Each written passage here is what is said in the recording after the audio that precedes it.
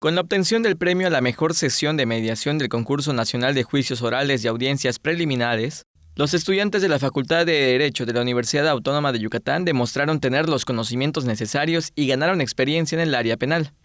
El equipo, integrado por Ami Guadalupe Aqueuc, Guadalupe Candelaria de Rocío Chablé Col, María Karina Montalvo Carballo y Marco Emanuel Kutz Kawich, estudiantes de tercer año de la licenciatura en Derecho, llegaron a la final nacional en la que participaron otros 16 conjuntos de distintas partes del país.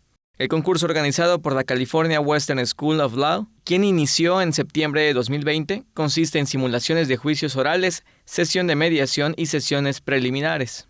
Por otro lado, fotografía, dibujo, baile, canto e instrumentos son las categorías del concurso de talentos que el Campus de Ciencias de la Salud de la UADY organiza para incentivar la cultura y la recreación entre sus estudiantes. El presidente de la Sociedad de Alumnos de la Facultad de Odontología, Santiago Arturo Cima Leal, informó que el certamen está dirigido a estudiantes de medicina, enfermería, química y odontología y tienen hasta el 15 próximo para participar. Teleyucatán te informa.